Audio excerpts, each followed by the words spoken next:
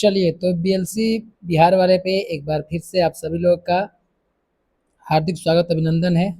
आशा करते हैं कि आप सभी लोग अच्छे होंगे, स्वस्थ होंगे, मस्त होंगे और आप अच्छी तरीके से अपनी तैयारी को कर रहे होंगे। अगर आप इस चैनल पे पहली बार आ रहे हैं तो इस बार इस चैनल को सब्सक्राइब ज़रूर कीजिएगा। अगर ये वीडियो आपको अच्छा लगता है तो अपने दोस्तों के साथ शेयर कीजिएगा, साथ ही साथ वीडियो को लाइक कीजिएगा। आज हम लोग नालंदा विश्वविद्यालय के इतिहास के बारे में जानेंगे कि नालंदा विश्वविद्यालय का इतिहास क्या रहा है, कैसे रहा है। सबसे पहला चीज़, इसका हम लोग स्थापना के बारे में जानते हैं कि इसका स्थापना कैसे हुआ था। नालंदा विश्वविद्यालय की स्थापना 5वीं शताब्दी में गुप्त साम्राज्य के समय हुई। माना जाता है कि गुप्त वंश के सम्राट कुमार गुप्त प्रथम ने इसकी स्थापना करवाई। गुप्त काल को भारत का स्वर्ण युग कहा जाता है क्योंकि इस समय शिक्षा, विज्ञान, कला और साहित्य का बहुत बड़ा विकास हुआ। नालंदा इसी स्वर्ण युग की सबसे बड़ी उपलब्धियों में से एक था। नालंदा शब्द का अर्थ माना जाता है ज्ञान देने वाला या कमल का स्थान। नालंदा विश्वविद्यालय का विकास, शुरुआत में यह एक छोटा बौद्ध भिक्षुक केंद्र था, लेकिन बाद में यह विशाल विश्वविद्यालय बन गया। पाल साम्राज्य के शासकों ने भी इसे बहुत संरक्षण दिया। पाल वंश के समय नालंदा अपनी सबसे बड़ी ऊंचाई पर पहुंचा। धीरे धीरे यहाँ बड़े बड़े विहार यानी कि हॉस्टल, मंदिर, पुस्तकालय, अध्ययन कक्ष, उद्यान बनाए गए। कहा जाता है कि विश्वविद्यालय का पूरा परिसर कई किलोमीटर में फैला हुआ था। शिक्षा का व्यवस्था, नालंदा विश्वविद्यालय की शिक्षा व्यवस्था अत्यंत उच्च स्तर की थी।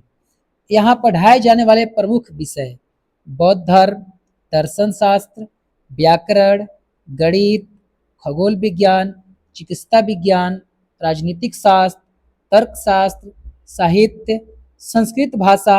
यहाँ केवल धार्मिक शिक्षा ही नहीं बल्कि वैज्ञानिक और व्यवहारिक शिक्षा भी दी जाती थी। शिक्षा की विशेषताएं, शिक्षा पूरी तरह से निःशुल्क थी।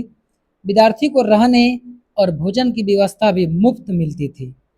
शिक्षक अत्यंत विद्वान होते थे। प्रवेश परीक्षा बहुत ही कठिन होती थी। कहा जाता है कि हर 10 विद्यार्थी में केवल 2 या 3 को ही प्रवेश मिलता था।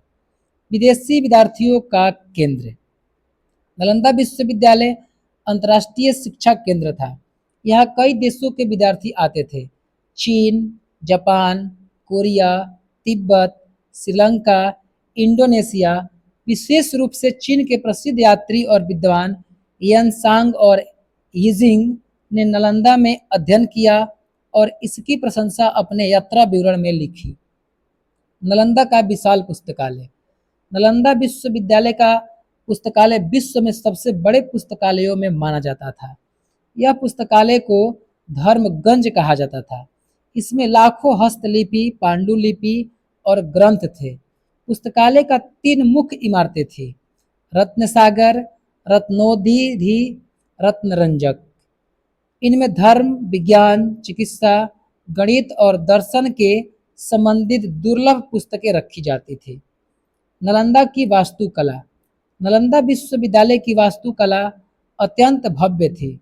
यहाँ लाल ईंटों की विशाल इमारतें, बड़े मंदिर, छात्रावास, ध्यान कक्ष, जलाशय, उद्यान स्थित थे।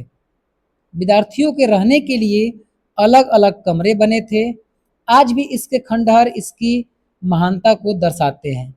प्रमुख विद्वान, नालंदा विश्वविद्यालय में अनेक महान विद्वान रहे। आर्यभट्ट, नागार्जुन, धर्मपाल, शिलभद्र नालंदा के प्रमुख आचार्य माने जाते थे। इसके विनाश, 12वीं शताब्दी में तुर्क सेनापति बख्तियार खिलजी ने नालंदा विश्वविद्यालय पर आक्रमण किया। विश्वविद्यालय को जला दिया गया और हजारों पुस्तकें नष्ट हो गई। कहा जाता है कि पुस्तकालय में इतनी पुस्तकें थी कि आग कई महीनों तक जलती रही। इस विनाश से भारत की शिक्षा और ज्ञान परंपरा को बहुत बड़ा नुकसान हुआ। आधुनिक नालंदा विश्वविद्यालय, भारत सरकार ने आधुनिक समय में नालंदा विश्वविद्यालय को पुनः स्थापित किया। आज नालंदा विश्वविद्यालय आधुनिक शिक्षा का और शोध का अंतर्राष्ट्रीय केंद्र है। ये राजगीर के पास स्थित है।